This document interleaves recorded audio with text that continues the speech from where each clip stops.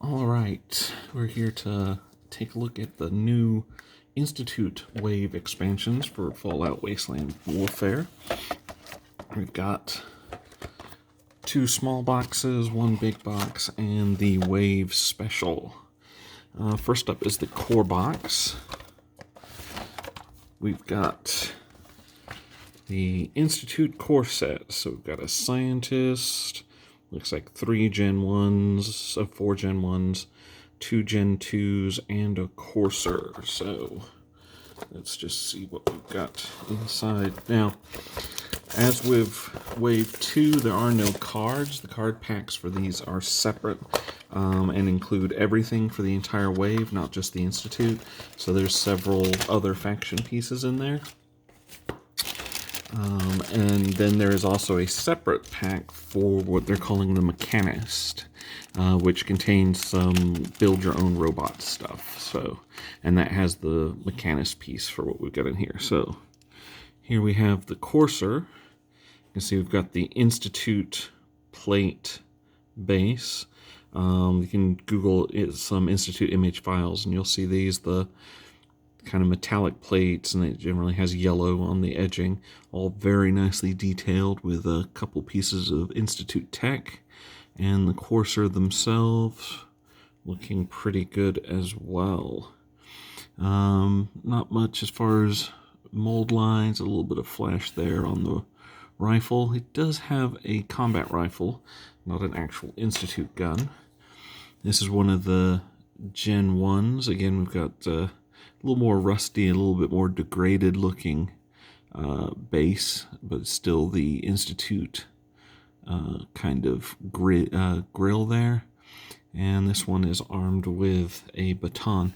The Gen 1s are actually the most detailed, I think, of these, because you've got all the internal parts exposed. So they look very nice, very highly detailed. So that's the first of those. Let's see what else we got here. So we've got our scientist here in his little sealed environment suit. He's got the Institute pistol, looks like a scanner, and comes on a Wasteland base. Manhole cover, so Boston City kind of base.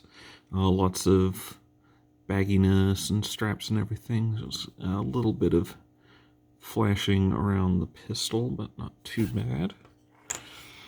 And here we have one of the Gen 2s when they start having actual flesh, but it still look quite robotic. You see a bit of damage. He's wearing like a damaged suit. Again, this is external base, Institute pistol. A little bit of flashing. Nothing can't clean up.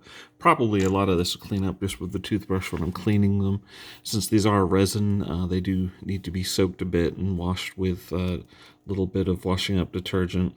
Help take things off. Another Gen 2. Again, external, your barrel and some pieces. The bases on these are fantastic. Lots of detail. They have the a lot of scrap pieces, Nuka-Cola bottles, even bottle caps. Right, and then we've got several more Gen 1s. As I said, these are the ones with a lot of detail. And all of these seem to be Institute bases, and this one's got half a rad roach in it. A little interesting decision to cut that off there, but for a fairly interesting base. So that is all of the core box. So that was 4 Gen 1s, 2 Gen 2s, Institute Scientist, and a Gen 3 Courser. So very interesting. Next up we have the Synth box.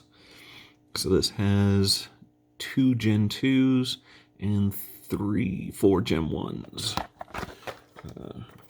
Again, these are all the resin stuff. Let's just go through these. Some of these are going to be duplicates to what's in the core set, I imagine, but with base swaps, it'd be pretty easy to change them out. We have another Gen 1 with baton, so there's a lot of batons with this.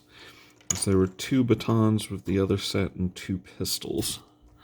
A lot more flashing on this one. Again, I can just almost peel that off with a finger. Yes, it's very light.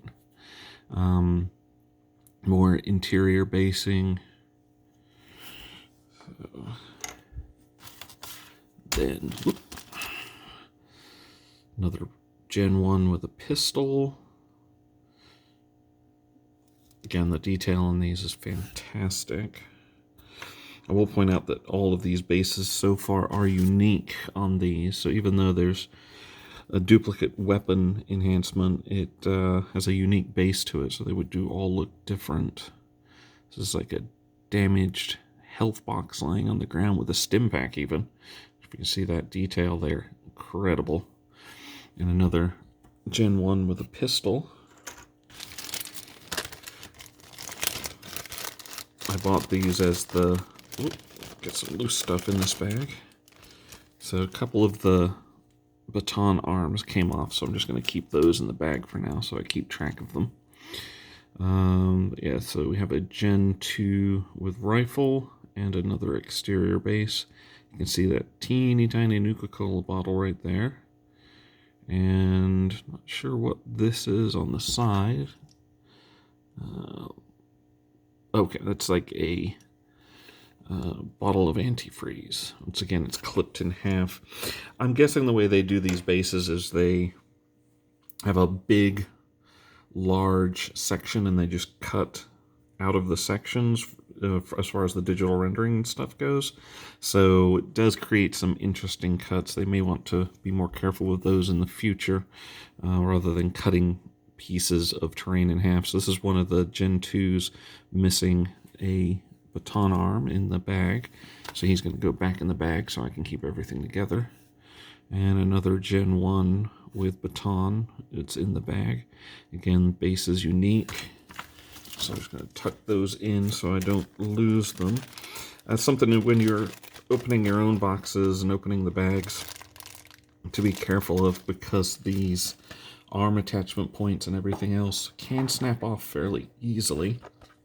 So you want to be careful. So this is kind of the character box, the covert operations. We've got the character Kellogg, who plays a very important part in Fallout 4. No spoilers there. A fully armored Gen 2 or 3. It's hard to tell without the armor being off, but I'm going to guess he'd be a Gen 3 because that looks kind of a fleshy hand. So he might be a fully armored Courser. And then a regular Courser with Institute pistol or rifle. It's a very large pistol. So let's take a look at these. Now, I'm not going to go over the card packs since, they're just cards. You can actually go ahead and view all but the AI cards online at their website. Everything's downloadable. They only keep the AI's cards separate. Those you have to actually buy the card packs for. So let's see. First, we're going to look at our fully armored synth here with missile launcher. Even has his arm, missile launcher, even a missile laying on the ground on the base here. And this looks to be a street, probably external. So you got concrete, a grate, and some metallics there, but very cool looking. Very detailed on the armor. Then we have another Courser. So, basically a guy in a trench coat.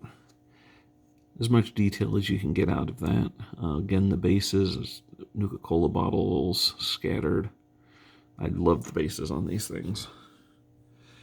And then Kellogg. So this is really the only named character. They have a couple named synths, but, they're synths, so.